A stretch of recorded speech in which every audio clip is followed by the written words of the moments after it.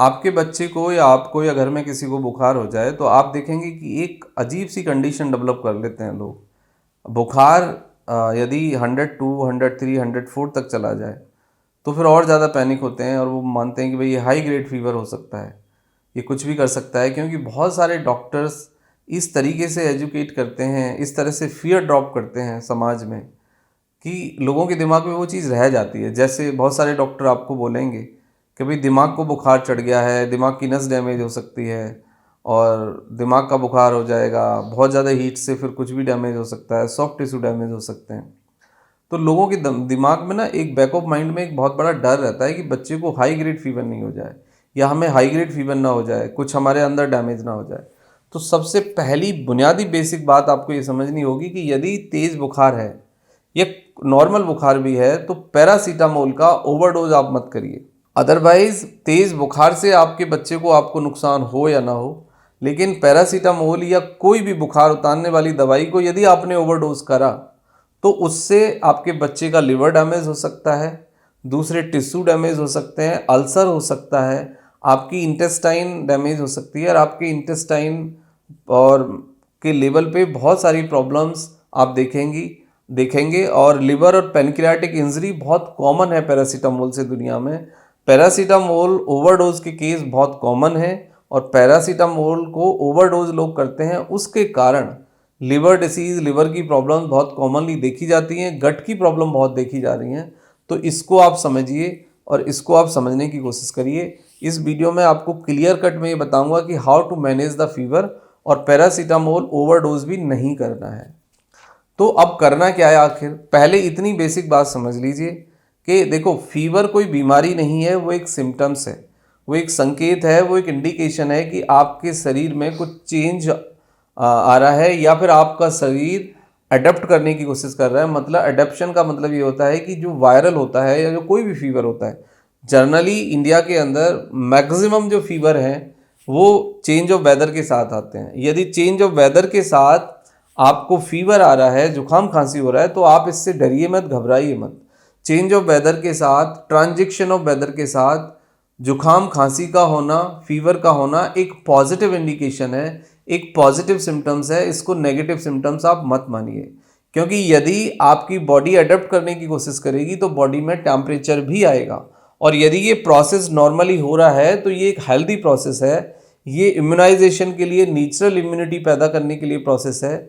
इससे body itself, body का जो डॉक्टर है, बॉडी का जो इम्यून सिस्टम है, वो खुद से बॉडी को ठीक करने की कोशिश करता है। उसी प्रक्रिया में, उस ट्रांजेक्शन में आपको फीवर आ जाता है, आपको जुकाम हो जाता है, आपको खांसी हो जाती है। ठीक है, अब दूसरी बात आती है, यदि बुखार आना शुरू हुआ है तो वो 4 से 6 घंटे तक आएगा, पीक पर जाएगा। यानी फीवर की एक साइकिल है।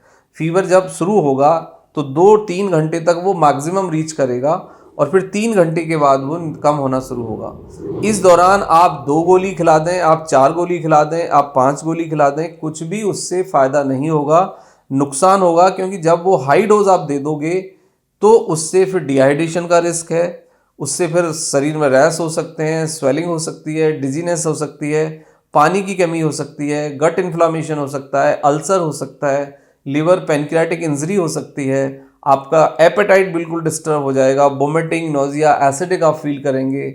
और जीआई अल्सरेशन बहुत कॉमन है, डिहाइड्रेशन बहुत कॉमन है, लो बीपी बहुत कॉमन है, jaundice, liver injury, pancreatic injury आपको हो सकती है। और आपका जो स्टूल है वो ब्लैक कलर का हो सकता है, स्टूल में आपको ब्लड आ सकता है।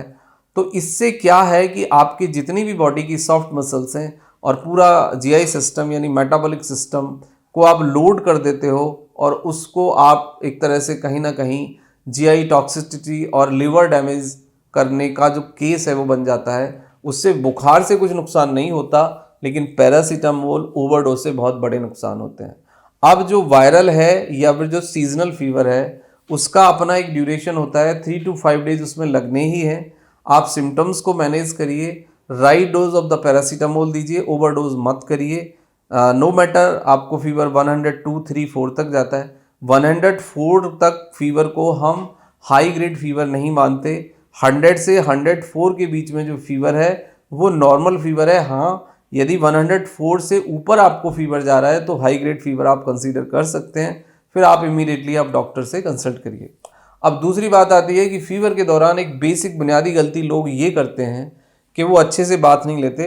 बुखार के दौरान स्पंजिंग करना और बात करना बहुत इंपॉर्टेंट है, उससे आपकी बॉडी का टेम्परेचर कम होता है और आपको जो दूसरे इन्फेक्शंस हैं उसके होने का रिस्क कम हो जाता है। यानी कि स्पंजिंग करना और बाथ लेना या फिर पानी में पैर रखना या पानी के अंदर बकेट में बैठना, ये आपके फीवर मैनेजमेंट को काफ़ी हद तक मदद करता है और इससे आप बॉडी के टेम्परेचर को बेटर कंट्रोल कर पाते हैं। नहाना ज़रूरी है, बात बहुत ज़रूरी है, स्पंजिंग बहुत ज़रूरी है, उससे बड़े फ़ायदे होते हैं। प्लस इसके साथ जितना भी आप लिक्विड डाइट पुश करें, सॉफ्ट डाइट लें, सूप पिएं, हरी सब्जियां खाएं, फ्रूट्स खाएं, प्रॉपर लिक्विड डाइट रखें और रेस्ट करें।